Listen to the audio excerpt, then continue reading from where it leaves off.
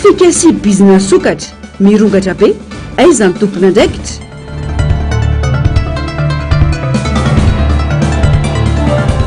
KMSB azona miady ho an'ny famarinana eto amin'ny firenena ho irinina Randriamasinoro. Tsy fanaovana aroloha moto valopolo no ikazan'ny polisy nanomboka omaly. Manatitra ny araba tombokilasy tongovavy tonga sy natao anatin'izao fotoana ny fampahalalam-baovao izao ampanazana sy ampitiavana no asaka naraka ny antsipirim-baovao hatramin'ny farany. Ety Ampiandohana dia miaraba manokana ireo raim-pianakaviana rehetra navita soa ny fetiny iray omaly alahady. Fa izao kosa dia hoatontsika ny fampahalalam-baovao mahakasika indrindra ny fifidianana fanafonana ny vato ho azon'ireo kandida nandika lalàna taloha nandritra ary taorian'ny fifidianana fanasaziana ireo kandida ny nandika ireo fitsipika manan-kery fampiarana ny sazy amaizana ireo tompon'antoka sy mpanatanteraka osika ary fanovana ny safidim-bahoaka izay miatraika amin'ny famarinana ny fifidianana. Ireo teboka ireo no takiany firaisamonim-pirenena roa amin'ny fisarana avo momba ny lalam-panorenana amin'izao akatoko ny famoahana ny voka-pifidianana ofisialy izao. Ny votoaty ny fanambarana ataon'ny firaisamonim-pirenena roa tanteriny Zavandriamahefa eo amin'ny sary sy rindran-tsariny Mathieu Princy. Manaraka akaiky ny fivoaran'ny raram-pirenena ny firaisamonim-pirenena eto Madagasikara. Fotoana nantenaina hitondra fitoniana amin'ny tontolo politika teto amin'ny firenena ny fifidianana solombavam-bahoaka taorian'ny fifidianana filoham-pirenena izay nandava ny kandida folo ny fandraisana anjara tamin'izany. Indrisa nefa fa maro ny trangana tsy fanaran-dalàna sy fandikan-dalàna niseho vao marika ireo mpisehatra amin'sahana ny fanaramaso ny fifidianana eto Madagasikara nandritra ny fifidianana solombavam-bahoaka. Fanitsakitrahana ny foto-kevitra ny tsy fiandaniny ny mpitantana raharaham-panjakana araky ny voalaza ny andininy fa 10 sy ny fa 12 amin'ny lalàna fehizoro 2018-08 mikasika ny fitantanana ankapobeny ny fifidianana. Isan'ny songadina ny fitsidiparitra nataon'ny filoham-pirenena amin'ny fitokanana zava-bita ny fanjakana amin'ny fomba akolaka ary maneho fanohanana ireo kandida momba azy. Fampiasana ny tombontsoa sy ny fahefam-panjakana ary ny manam-pahefana eo an-toerana amin'ny fanerena fandrahona ny isan-karazany ataon'ireo kandida sy ny mpanohana azy, ny rahim-pifidianana, ny mpiasa-panjakana isan'ambaratongany, ny mpanara-maso fifidianana, fa na dia ny olom-pirenena tsotra azy tianeo ny fanohanana ray anjara amin'ny fivoriana azy. Eo ihany koa ny fampiasana ny fananam-panjakana toy ny fiara izay anisan'ny fananam-bahoaka nefa mbola entina nanao fampelezan-kevitra nandritry ny vanim-potoana nanaovana ny kandida azy. Fanitsakitsahana ny andininy fa 7-20 amin'ny lalàna fehizoro 2018-08 mikasika ny fitantanana ankapobeny fifidianana momba ny fanajana ny andro fahanginana dia mbola hita ihany koa izany. Fanitsakitsahana ny zoan'ny mpiara-miombonantoka toy ny délégué kandida sy ny mpanara-maso hanao ny asany indrindra eo nivon'ny SRMV sasatsasany izay nitoerany ikirakirana sy andravonana ny zava-misy ary nivokatra avy ao amin'ny birao-pifidianana. Fepetra ara-panjakana tsy manaja ny fampitoviana ka manakorotana ny fizotry ny fifidianana. Famerana ny firotsako fidiana amin'ny alalan'ny fametrahana ny volabe antoka amin'ny fifidianana na io zany ilazantsika anazy caution zany. Taoriana latsabato dia nisy fanambarana pabe maso avy amin'ny mpitandro filaminana ho fampitandremana amin'izay mety ho fanakorotanana to te-hanohy ny famoretana nataony tamin'ny fifidianana filoham-pirenena amin'ny alalan'ny fandavana ny zo fototra maneho hevitra ka tsy miraharaha ny fiantraikany amin'ny vahoaka izay mitaky ny fahalalahana sy ny fanajana ny tandalana. Manahiran-tsaina ary mety hiteraka toe-javatra tsy ampozana toy ny fipoahan'ny fahasorenam-bahoaka ireo toe-java-misy sy fomba fanao mamoetra atao fanahiniana ireo ho ny firaisamonim-pirenena. Mampidi-doza eo amin'ny fitandrona ny ara-tsosialy, ny demokrasia, ny fanjakana tandalana ary isy fiantraikany ratsy eo amin'ny fampandrosoana ny firenena ireo tsy fahatomombanana ireo. manome sosikevitra ireo manam-pahefana indrindra fa ny fitsarana avy momba ny lalam-panorenana mba hananjany ity androm-panjakana ity fatratra ny demokrasia amin'ny alalan'ny fampiarana tsy mitanila ny lalana manan-kery iarovana ny safidy-mbahoaka ary iarovana ny firenena amin'ny fioaram-piefina ny didi-jadona izay mety ho ataon'olon-tokana navondron'olona noho izany ny firaisamonim-pirenena mangataka amin'ny ACC sy ny fitsarana mahefa hanantanteraka ireto teboka manaraka ireto ainko ny roy fanafoanana ireo vaton'ny kandida amin'ny fandikan-dalàna mandritry ny fampelezan-kevitra tamin'ny andro ny fahanginana sy ny andro mpifidianana ny fanasaziana ireo kandida nynina andika ny lalàna sy ny fitsipika manan-kery fampiarana ny sazy hafahana ireo tompon'antoka sy mpanantanteraka ny osoka sy ny fanaovana ny voka-pifidianana izay misy fiatraikany amin'ny fahamarinan'ny fifidianana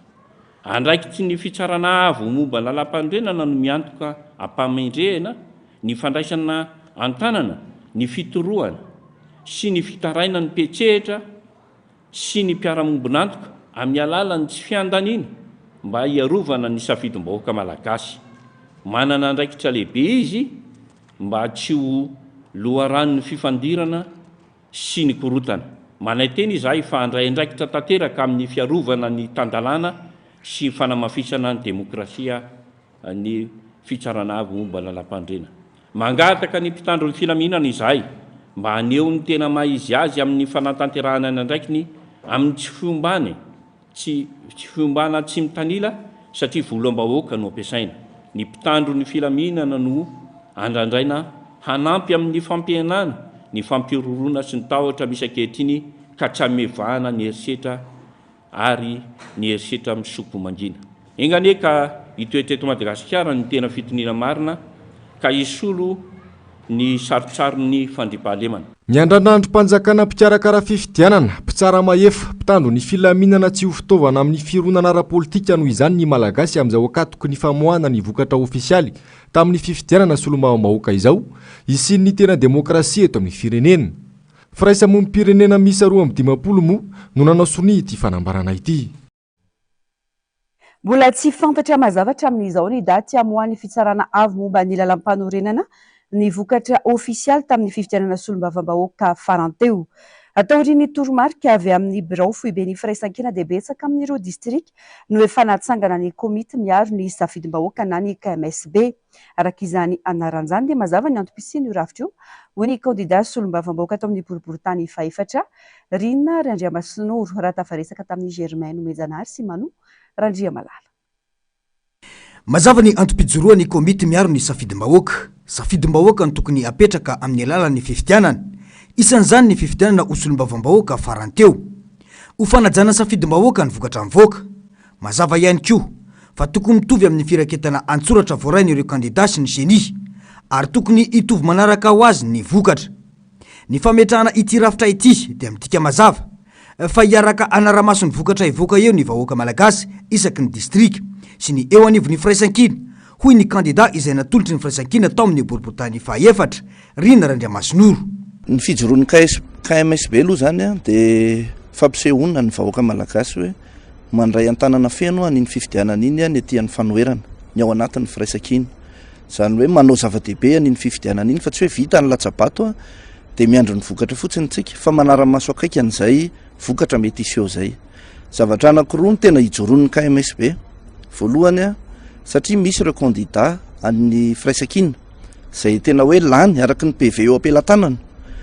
ary nampitoviana amin'ny kandida ny mpifaninana PV an'ny kandida mpifaninana rehetra dia mitovy zay PV zay no mahagaga nefa rehefa nivoaka ny vokatra dia tsy mifanaraka amin'ilay PV eo ampelantanana ny vokatra miseho kanefa raha ny PV eo ampelantanana dia mandresy ny kandida ny firaisan-kina ny voalohany ijoroan'ny KMSB zany dia zay ny hoe rehefa maharesy ny kandida ny firaisan-kina dia mba aloha le vokatra tena izy no ivoaka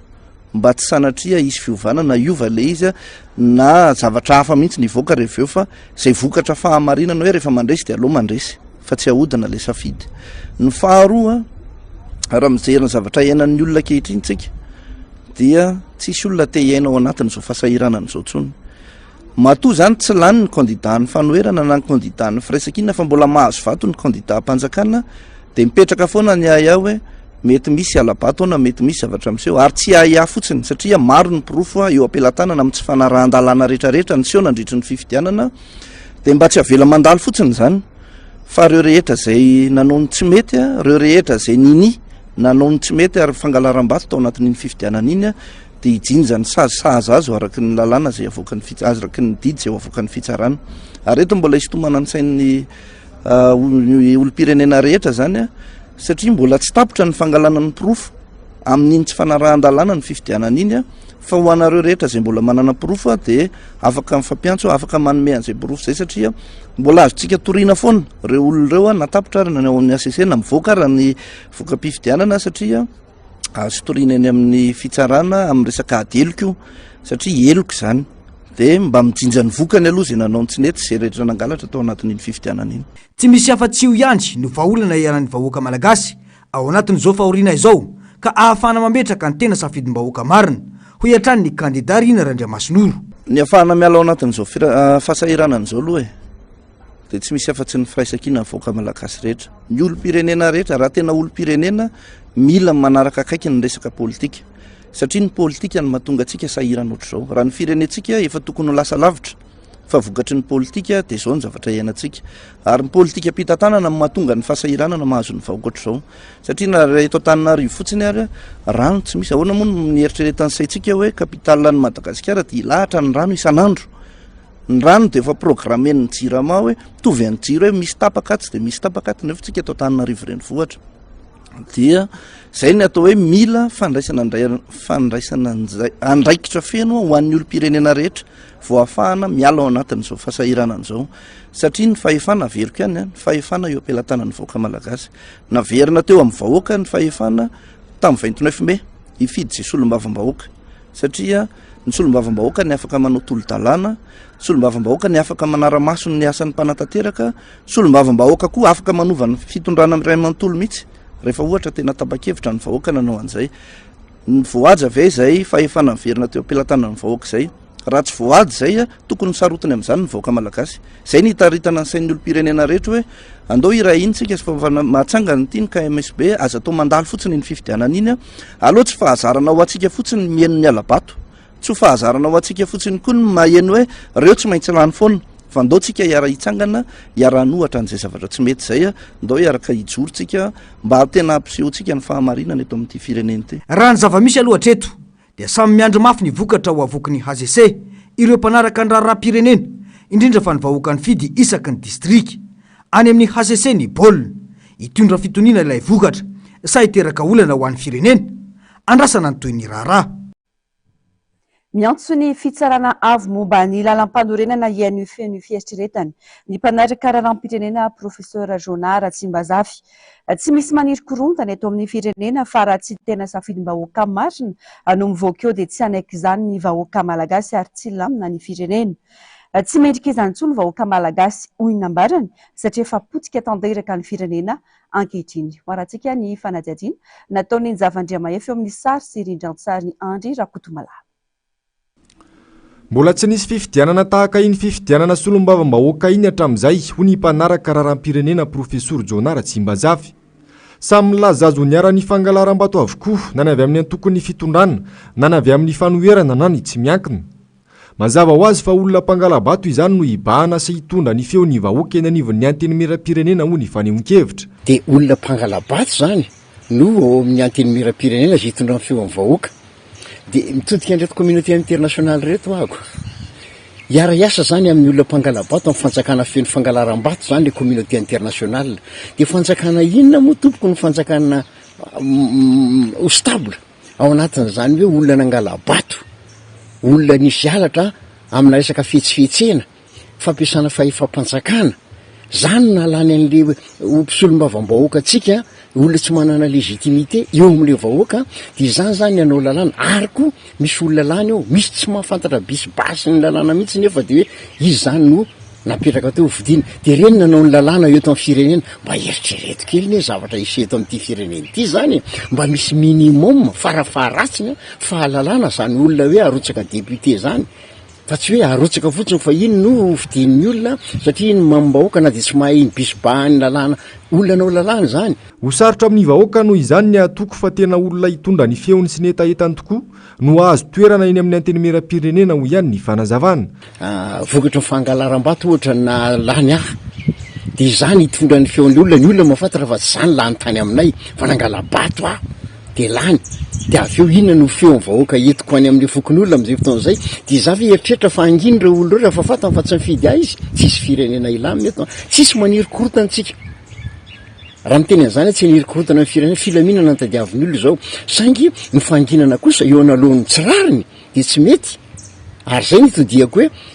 Madagasikara zany iara-iasa amin'reto vondrona iraisam-pirenena reto amina fifidianana tsy mitombona na feno alatra no fanjakany rahan'le fifidianana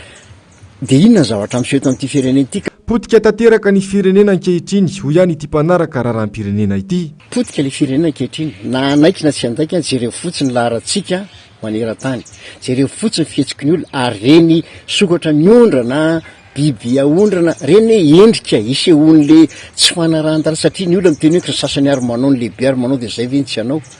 olona tratram-bodiombo zany ary mampalahelo fotsiny le olona milaza ny zava-misy fa tsy mety zao reny olona ireny ray manjary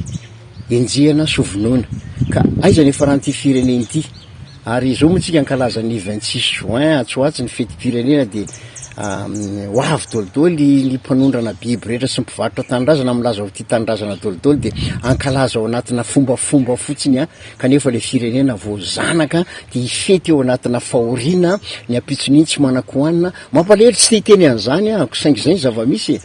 ankalaza an'le fahaleovatena inona ny fahaleovatena anananao hoe inona iza ny teo karenanao dia ianao malagasy tsika mihitsy za dia malahelo amin'ity fireneko ity ago za tsy manana firenena andehanana fa teto anteraka eto ihany koa ny maty mety misy manana nationalité anankiroa na nationalité vahiny azy efa fantatra fa tsy hijanona eto fa dia aza-potehana le firenena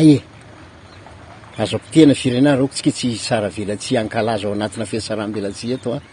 nefa le vahoaka mahantra mifakondro vavy isan'andro dia maharay afatra foana ianao tsy mihinan-kanina tsy hianatra tsony ny zanakay mba hampio zahay zany mety tsy nareo ma tsy mety tsy anontaniany olona ireo fa le zalo isan'andro zany no na tsy lavitra fa ao anatin'ny fianakaviana miantso ny fitsarana avy momba ny lalam-panorenana iaino ny feon'ny fieritreretany hitsararako ny tokony ho izy tsy ho voavidin'ny vola sy ny tsindro samihafa eo mpanatanteraina ny asany amin'izao fikirakarana ny voka-pifidianana ofisialy izao noho izany ity mpanaraka raharam-pirenena ity za dia mbola tehiteny hoe misy olona kristianina ao anatin'io mpitsara io feo fieritreretanareo tompoko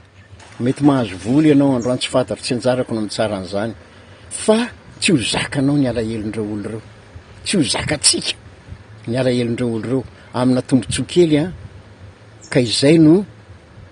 anaovanao ny zavatra tsy araky ny lalàna tsy ara-pahamarinana olon-dehibe olona nanao fenianan'ireo hitatsika ireo samy taraina dolidoly eny angalatra ahoana ny feo amin'ny fieritreretanao manoloana zany zavatra zany dia tsy tena hoe teo mangalatra nareo fa ny feo amin'ny fieritreretanao kosa mila eritrereto mijanona eo amin'izay vaovao izay ihany sahina mafy ny mety sina endrika fande médecin-bahoaka amin'ny voka-pifidianana avoaka ny fitsarana avy momba ny lalam-panorenana professeur Jean-Louis Rakotombo Androany tsy hisy zavatra iova nefa eto amintsika raha toa ka tratra ny fanjakana hitanjona amin'izany endrika voka-pifidianana famonoana afo izany manoloan'izany dia mila mitandrina ny rehetra mba azona manaova ny fomba fanaovana politika eto Madagasikara sy mametraka ny vahoaka ho Andriamanjaka eto amin'ny fireneny Germaine Mejanary Manorandria Malala. Mila mitandrina ny malagasy fa aina ny mety ofisina fampandrina saim-bahoaka manoloana ny tsirariny eto amin'ny firenena amin'ny resaka voka-pifidianana. Mody anaraka ny safidim-bahoaka ny fitsarana avy momba lalam-pandrenana ka ilaza fa tsy misy fiovana firy ny vokatra vonjomaika avy amin'ireo distrika izay heverina fa mety ampisy tsy filaminana eto amin'ny firenena. Ny tokony ho tsapany rehetra nefa dia fihetsika entina amonoana afo ny fitiavana ny fahamarinana takiany malagasy ankehitriny izany hoy ny professeur Jean-Louis Rakotombo Androany.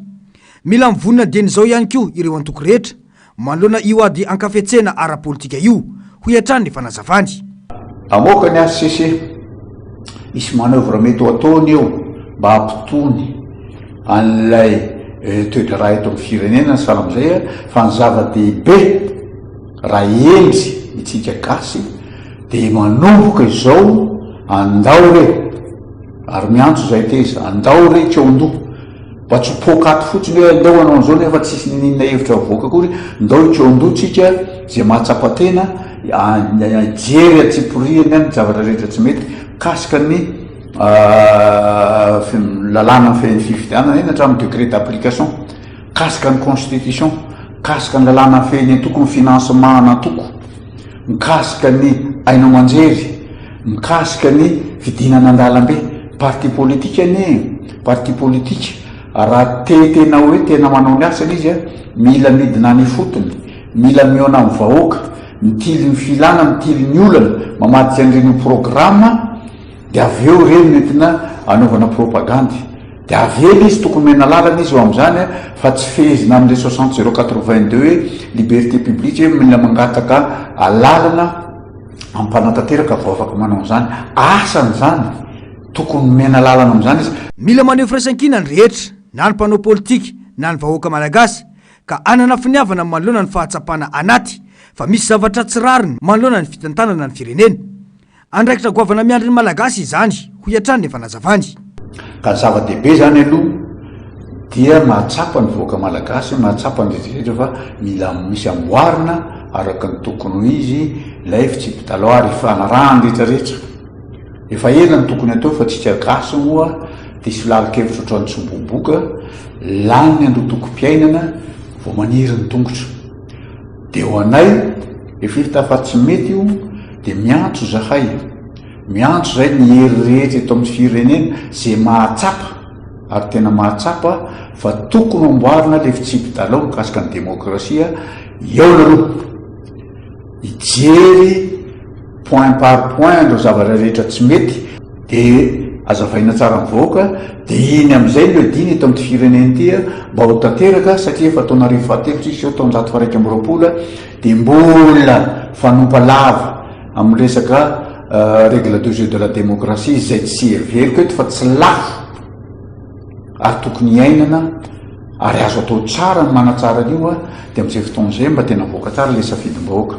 nanamafy ity mpanao politika ity fa miankina amin'ny fijoroan'ny vahoaka malagasy manoloana izao zava-misy izao no anova na tsi ny endrika isehoany demokrasia marina eto Madagasikara raha mbola anaiky lembenana ny malagasy dia mazava fa hitohy-hatrany ny fomba fanaovana politika bodongerona sy ny lohamboto ary ny tsy fanajana ny safidim-bahoaka satria fehezin'izy ireo ny demokrasia raha ny fanazavana sarotra ny androsoa ny Madagasikara raha toka mbola ny kolikoly sy ny fikatsana tombotsoa manokana ary ny tsy fahafantarana ny tena laharam-pamehan'ny malagasy no fitondrana ny firenena hoy ny Front National ny antoko teza tsy mahagaga raha sahirana araboly isika ka hatramin'ireo mpamatsy vola no mitaky ny ampiana ny fandaniana sy ny famoaham-bola miompampana ho iatran'ny fanazavany fanadiady tsy mahagaga raha toka 570 sy 700 miliara ariary no banga ho an'ny fidiram-bola mpanjakana ankoatrany tsy fahaiza mitantana araketra dia marary ny sehatry ny fanondranam-bokatra isan'ny sehatra mpamokatra mampidi-bola betsaka ao anatin'ny tambola mpanjakana ny voly fanondrany kanefa iaraha mahita ny vidin'ireo vokatra raha tsy resaka afa-tsy ny vidina lavanilina isan'ny olana ny kolikoly avolenta amin'ireo mpampiasa vola izay akaiky ny fitondrany miteraka fatiantoka ho an'ny etra tokony hiditra ao amin'ny kitambola mpanjakana tsy mahagaga ihany koa raha manery ny fanjakana ampianany fandaninany mpamatsy vola mahazatra toy ny tahirom-bola iraisam-pirenena satria mandany vola amin'ny zavatra tsy hitondra fampandrosoana mpaka amin'ny vahoaka ny fanjakana hoy ny Front National ny antoko teza raha jerena amin'ny saina tsy miangatra ne ny vola miditra amin'ny fanjakana inona moa ny resaka douane betsaka nefa mpanao aferana douane nareo ataontsika hoe ndreo pakistanais zay manao importation sana am'izany reo ny TVA miheta amin'izao fotoana zao maantsa ny olona be dia be tsy mahaloatra ny olona amin'izao fotoana zao indrindra ny any ambanivohitra any tsisy ka le fidiram-bola akoatran'izay moa reo ataontsika hoe exportation sala am'izay jereo reny lavanila potika nefa ilena lavanila zao tsisy normal raha tsy manam-bola tsisy de miankina amin'le budgétaire zay andrandraina ty amin'ny mpamatsy vola union européenne sy ny sala am'izany tsisa reny nefa ny sahiran'ireo de sahirana sarosarotra koa ny azonao am'izany satria jereo mahazo amin'ny ny européenne amin'izao fotoana zao fa tena sahirana efa hiditra amin'ny récession économique izy amin'izao fotoana zao. Eo an-daniny zay teneniko zay hoe tsy nofandanja ny vola miditra sy mivoaka eto amin'ny firenena. Etsakirany be loatra ny fandaniana zay tsy tena atao hoe lara-pahamehana ilaina eto amin'ny firenena tya de ataotao fotsiny. Tony teleferiky tony zao ohatra reny hoe de lara-pahamehana nefa de ahiditra trosa ho an'ny firenena, fa tsisy tena hoe figerena ny firenena par priorisation reto aloha lara-pahamehana reto. Ka normal ny banque mondiale sy ny FMI raha mametraka ny position hoe tsy maintsy ty aloha notomoro hainao aloha no ohatran'izao, hainao mifandandany impona reny zao ohatra ny structure firafitra ny gouvernement efa misy any firy ny ministère de mbola asiana fanamboniny indray reo ataotsy hoe secrétaire d'état rattaché amin'ny présidence reny zay manana rafitra isan-karazany indray de zao zay zao toatrany tsy tafatsanana le satria fandanin'olona amin'ny sistika an'ireny. Ka zay le teneniko hoe lasany amin'ny zavatra tsy prioritaire ny fampiasana an'le vola kely zay miditra amin'ny firenena de voatery manao pression n'olona. Ny tsapa hoy ity mpanao politika ity de sahirana ara-bola tanteraka ny fanjakana amin'izao fotoana izao. Tsy iravina nefa izao olana izao raha mbola manjaka ny kolikoly sy ny fikatsana tombontsoa manokana ary ny tsy fanomezan-danja ny fototra ilain'ny firenena amin'ny famoaham-bola araka ny tokony izy ho hatrany ny fanazavana. Lafim-baovao hafa kosa indray mahakasika ny tontolo iainana, fahafambaraka sy laza ratsy ho an'ny Madagasikara, ny fivoahan'ireo harem-pirenena tsy fahita ratseto ary ahina ho lany tamingana. Mahazovana ny tambazotra mpanao trafika rehefa tsy tandalana sy tsy manao ny asan'ireo tompon'andraikitra ho ny profesora Jonara Tsimbazavy manoloana ny firongatry ny fanondranana tsokosoko ny harem-pirenena eto Madagasikara. Javandriamahefa Andry Rakotomalala. Sokatra miisa 200 anofonosana tao anaty sase plastika no hitan'ny zandary sy ny fokon'olona tao amin'ny fokotany Ambohimandray a komunina Mahintso Malenina Ambefolo Jona. Maty ny 50 tamin'ireo biby ireo raha ny loharambavao. Nitovy tamin'io ihany koa ny tranga teny amin'ny fokotany hiadidina ao amin'ny komunina Sabotsinamena. Sokatra miisa 270 sy 200 no hitan'ny zandary mpanao fisafona ny aliny 15 Jona lasa teo. Azo heverina fa tambazotra iray ihany no tomponantoka tamin'ireo tranga roa niseho tamina toerana roa samihafa ireo satria na ny fonosana nasiana ireo biby aza dia mitovy ho ny manam-pahefana. Apirofo izao fa mahazo vahana ireo tambazotra mpanao trafika sy bizina rem-pirenena eto Madagasikara ho ny fanazavana. Fantatry olona ihany ny olona mpangalatra dia matahotra amin'ny lafiny iray ankoatran'le olona efa misy mpiaro dia rehefa atahorana ho tratra izy dia reny atsipony reny le izy satria fatany fa figadrana matony izy manary andreny dia fa fatany tsara mihitsy faratratra mitazona andreny izy satria biby voaro fa maninona moa reny biby reny atao aiza misy ny malagasy eto manana sokatra ohatrany misy moa le hoe le sokatra io dia amin'ny aretina ganagana aretina koa dia miopy ny olona ray roa telo fa ty resaka komersialy ty tena resaka njatony mihitsy ty ary mbola mitoy le izy ary tambazotra rehefa tambazotra dia ratsy na tambazotra be na tambazotra kely. Akoatra ireo varika sy sokatra marobe tratra tany Thailande,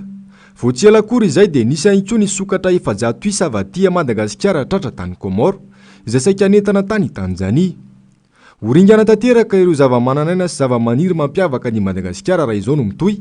ary laza ratsy ho an'ny Madagasikara ny tranga tahaka izany ho ny fanazavana. Zavatra tahorana dia izao biby mampiavaka Madagasikara eo le hoe laza ratsy mahazo antsika eo le Madagasikara ve zany dia tena pasoara mihitsy zany le douane, pasoara mihitsy zany le sistan'ny Madagasikara fa saika ny vilany foana no tratra le izy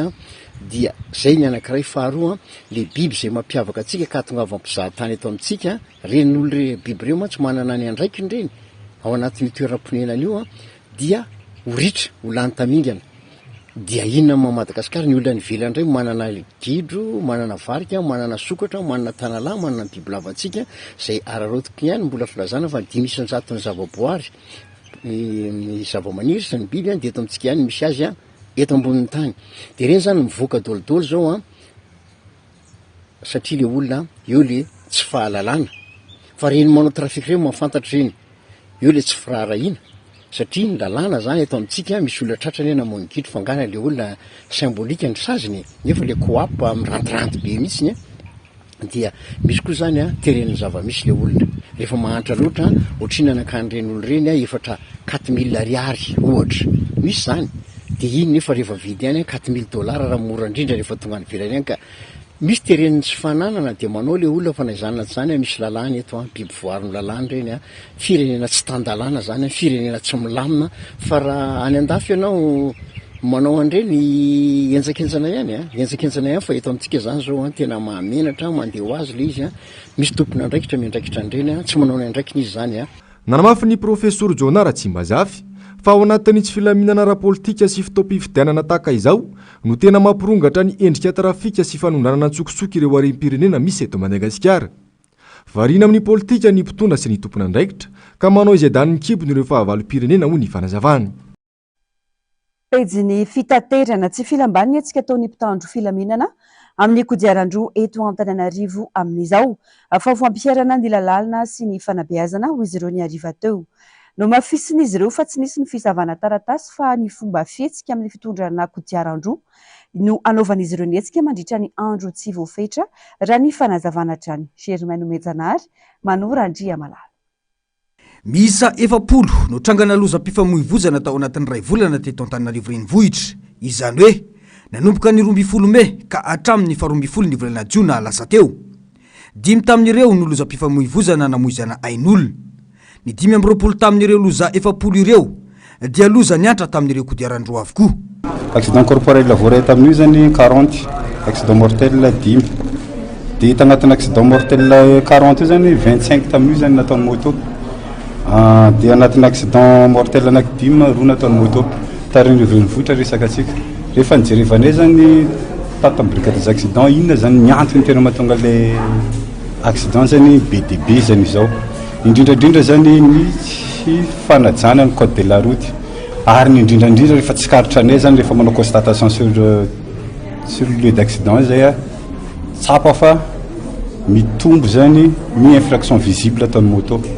Infraction visible ho satria BDB ny ataon'zareo tsy resana tsony fanjanana mafia tsy fitandremana zany ary indrindrandrindra tsy fanaovana kasika. Moto miisa 7 no nikazan'ny brigade des accidents de la circulation omaly izay ao anatin'ny etsika manokana amin'izao fotoana izao. Nitoy androany ka mbola nanagiazana moto miisa 7 androany. Misy hatramin'ny mpitandro filaminana no tratra ny fanagiazana. Misy koa ireo nanao intervention satria malala olona saingy entitra ireo teny ankianjana ampiatra ny lalàna. Tsy ny fanaovana aroloha no isan'ny antony nanaovana ny fanagiazana. Tsy misy kosa ny fisavana taratasy mandritra ity etsika ity raha ny fanazavana. Raha ny atotanisa ngamba zao 7 nazy tamin'ny voalohany opération. Androany zao mbola tsy navaka izy rehetra fa 7 koa ny androany zao io. Zay zao nazo androany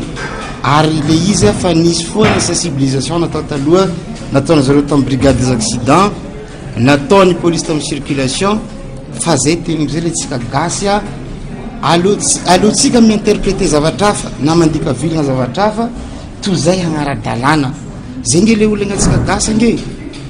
ny zavatra ataonay mazava be fa tsisy fisavana ny taratasy fa infraction visible indrindrandrindra fanitanana sady deuxième phase miresaka fanitananay zay antsy fanaovana aroloha misy vazoazy moa fa ataonao hoe raha tsy mavidy aroloha anao aloha tsy mividy moto aloha.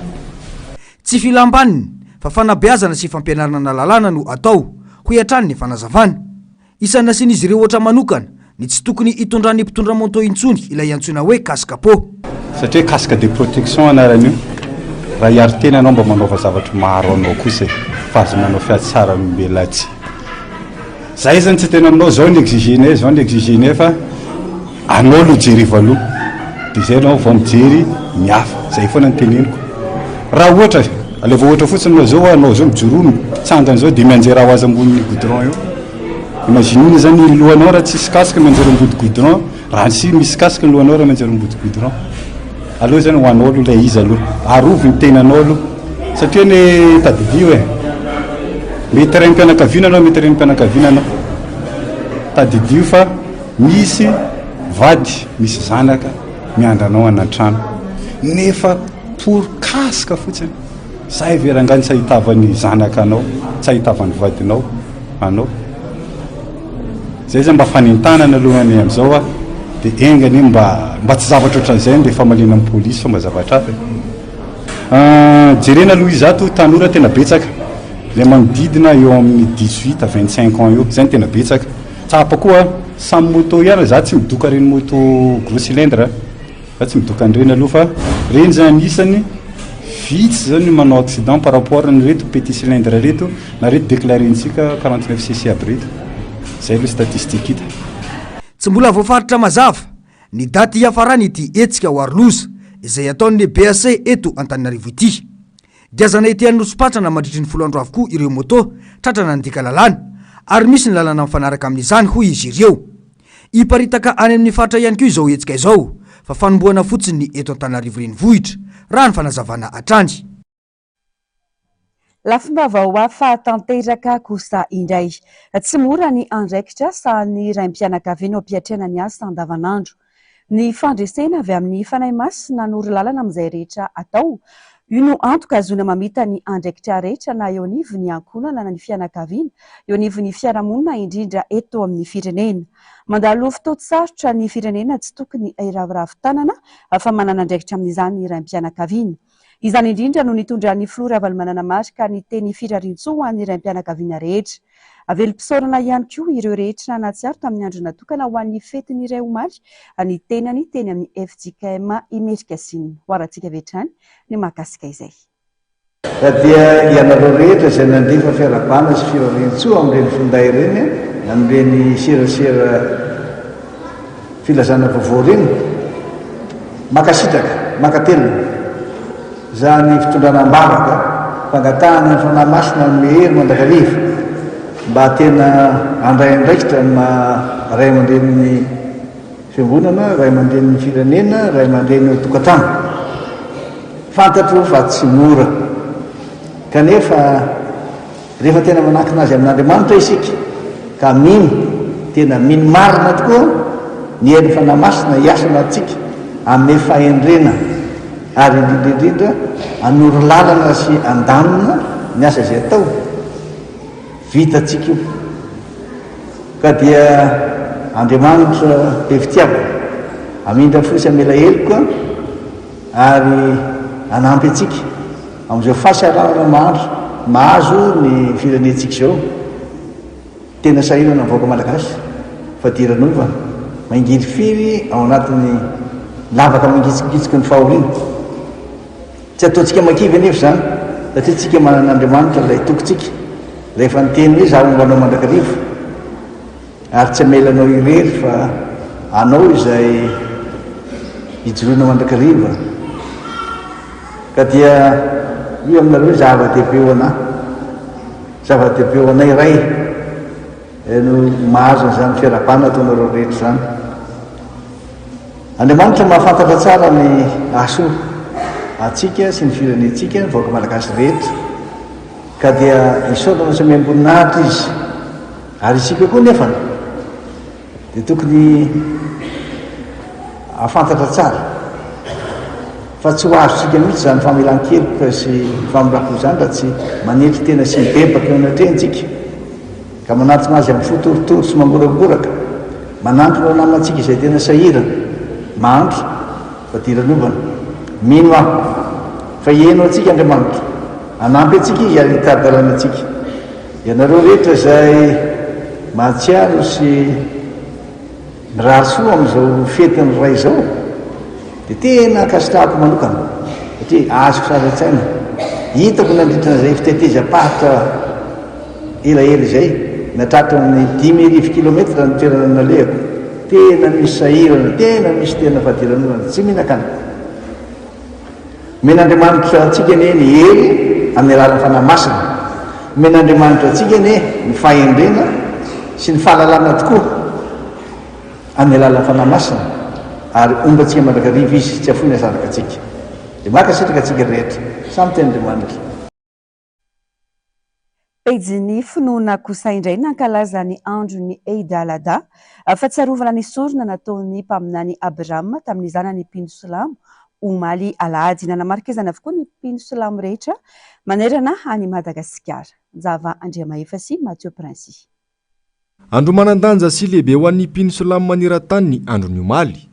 fety sy andro nanatanteraina ny fotoam-pivavahan'ny Aïd al-Adha ho fahatsiarovana ny sorona nataon'ny mpaminany Abrahama tamin'ny zanany. Ny Eid al-Adha dia fankalazana ny aoran'ny fety na hoe sorona izay nataon'ny mpaminany Abrahama amin'ny mpaminany Ismaely. Satria misy dia anankiroa manko agnatin'ny finoana kristiana sy finoana islam. Zareo kristiana mitazona fa hoe Isaka no natao sorona izay nataona mpaminany Abrahama. Fa aminay musulman satria Ismaely no zanak'ilay voalohan'ny mpaminany Abrahama izay natao sorona. Ka noho izany Allah na hoe Andriamanitra dia nanolo an'izany sorona izany zavatra havaka zany mahatonga anay makalaza an'izany Eid al-Adha zany. Ary koa ny korbani na hoe famonoana omby na biby amin'izao fankalazana Eid al-Adha zao dia fomba izay nataony mpaminany Islam na hoe mpaminany masina Muhammad sallallahu alaihi wa alihi wasallam. Faramafisana sy fampitombona ny finoana ho an'ny mpino silamo ny androny Aïd al-Adha ho ny fanazavana. Ny fankalazana ny Eid al-Adha dia mampitombo ny ara-pinoana anireo mpino musulmany satria dia misy lesona lehibe ho an'ny mpino musulmany izany fanaovany mpaminany Abrahama ny soronany zanak'ilahiny izany. Ho fanamariana ity andro lehibe ho an'ny mpino silamo omaly ity, omby 7 no novonoan'ny fikambanana musulmane Ahmadiyya tetsy Andavamamba. Ponina manodidina ny 4,000 isa no nozaraina nofon-kena ho mariky ny fahatsiarovana ny sorona nataon'i Abrahama. Ny sitraka izany avokoa ny mpiarabelona tsy hakanavaka. Amaranana ny fampalalam-baovao ny maresaka avy any ivelany. Niverina ny sokatra androany alatsinainy seranam-piaramanidina iraisam-pireneny Nome raha ny katona nanomboka ny 14 Mey 2022 arivo lasa teo vokatry ny erisetra nafaty olona tany Nouvelle-Calédonie. Raha ny fanapa-kevitry ny manam-pahefana tena toerana omaly nanapa-kevitra ihany koa izy ireo fanahimitra ho amin'ny valoralina ny tsy fafana mivezivezy amin'ny alina raha nanomboka tamin'ny 1 arivo zany teo aloha. Fanajajina. Rehefa nikatona iray volana lasa izay ny seranam-piaramanidina iraisam-pireneny Nome vokatry ny fanoherana ny lalàna momba ny fifidianana atao Nouvelle-Calédonie ka niteraka erisetra atao an-toerana nafatesan'olona 7 sy fasimbana goavana dia nanapa-kevitra ireo manam-pahefana ao an-toerana ny hanokatra ny seranana manomboka androany alatsinainy. Izao fanapa-kevitra izao no noraisina no ny fifandraisana azo atao amin'ny RT1 lalàna mampitony avoan'ny Nome amin'ny seranam-piaramanidina iraisam-pirenena la Tontouta izay tsy azo idirana andro maromaro no ny sakan-dalana ataon'ireo mpanao fihetsikehtsehana. Ankoatr'io anisan'ireo fepetra ny raisiny manam-pahefana atao Nouvelle-Calédonie 14 Mey teo ny tsy fafana mivoaka amin'ny alina taorian'izay ny fametrahana ny amehana ny 15 Mey izay natsahatra ny 20 Mey teo ihany. Mitatra kosa nefa ny tsy fafana mivarotra zava-pisotro mahamamo sy ny fivarotana ary ny fitaterana fitaovam-piadiana ho ny fanazavana. Raha ny tatitra farany omaly olona 7 namony ihany kazandary ny rota amin'ireo mpitandro filaminana 20 naratra ary olona 720 sambotra. Miverina tsikelikely amin'ny fiainana andavanandro ny mponina ao an-toerana manomboka amin'ity alatsinainy ity. Voakasika izany ireo mpianatra amin'ny ambaratonga fototry ny kolejy ary ny lycée izay hiverina an-tsekoly arakaraka ny faritra sy ny toerana misy azy ireo. Iny vaovao iny ihany koa no manakatona tanteraka ny fampalalam-baovao tamin'ity anio ity. Mankasitraka anao tombo-kilasy tongovavy nanaraka izany hatramin'ny farany. Hoarainao izao kosa ny fandarana Global News sy ny arovako ny safidy. Korin'izay kosa no anarainao ny horonan-tsary mitondra ny lohateny hoe Scott Pilgrim VS World. Ny tena koa tombo-kilasy tongovavy mametraka ny veloma mandra-pitafa ao amin'ny rampitso indray. Veloma tompoko.